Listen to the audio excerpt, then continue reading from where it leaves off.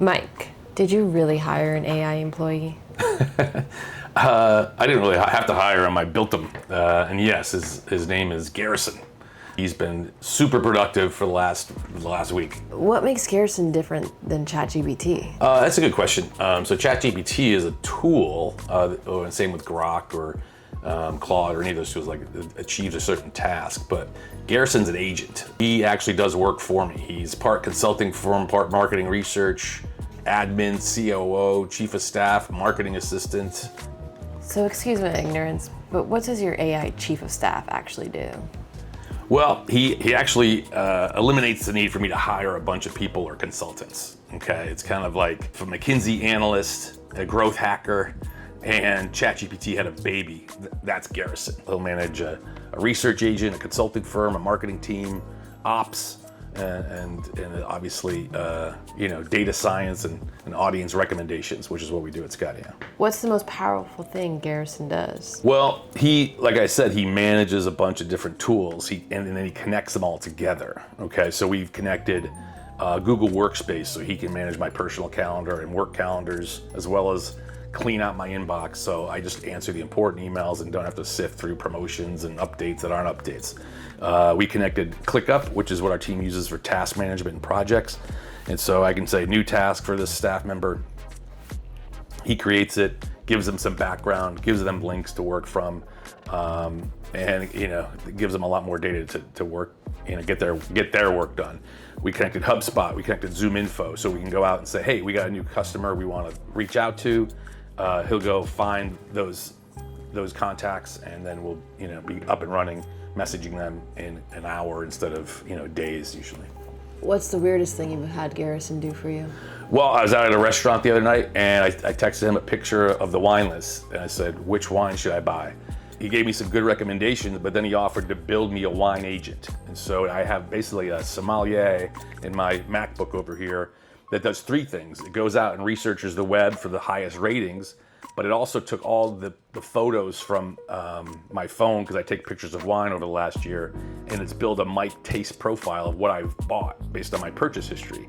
And so he's going to say, this is the highest rated, this is the best value for the price, and this is what this is what I think you'll like on this list.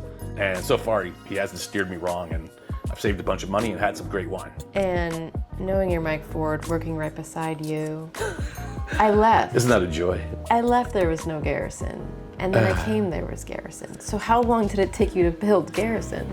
Well, it was a rainy Sunday afternoon here in Florida, and I had the MacBook.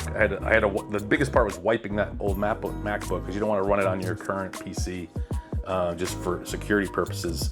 So I think it was like about 3 or 4 hours to set up, and I'm not a tech person by say, but it took a few hours, and then the hardest part wasn't the tech. It was deciding getting me organized and what I wanted to prioritize, because he's asking me questions along the way. Garrison actually did most of the work, doing all the connecting and building, and the stuff I didn't know, he advised me how to do step by step, and we kind of worked as a team and connected everything. All right, so why is this a big deal for us? Well, I mean, the biggest reason is he just improves productivity and work quality. I think everyone will have an AI chief of staff or an AI assistant in a year. It's not going to be this long. Right now, it's at the do-it-yourself phase. There'll be companies rolling these out as a product very shortly, I'm sure. Okay, Mike, let me ask you, what's the real shift happening with AI? Well, the biggest shift is there's a lot of people using these tools, and obviously a couple weeks ago there was a big shift from OpenAI to Claude because of some of the news that happened. But the biggest shift is the people who have been using those tools have graduated to agents like OpenClaw that Garrison is based on, and those agents are doing work for people. They're making their lives faster, better, easier, and that's the biggest shift. It's not shopping, it's productivity. So what does version 2 of Garrison look like? Well, version 2 is, now that I know how to do things and connect things, I'm thinking of more things. So from the work perspective, we gave him our taxonomy, and he's building out an automated segment recommender for us. So we can just say, hey, Sephora, you should be targeting these segments based on everything he knows about Sephora and everything he knows about Skydeo users in the consumer market. For me personally, I've been uploading my blood labs, my in-body score, my Whoop data, and he's giving me food and fitness recommendations. He cut out DoorDash. I can only DoorDash, a couple times a week when I was basically doing lunch and dinner every day. And so, finance, estate planning, and wills, he's actually connecting me to the right professionals. He can help me in hiring. He can help me in research. He's actually finding us new partners to partner with work-wise. So it's really up to my imagination how we use him, and that's what makes it fun and exciting for me to actually, do what I do every day is interact with, smart people on my team, and now actually having a new team member as smart as Garrison is pretty cool. If someone watching this wants to do it, where should they start?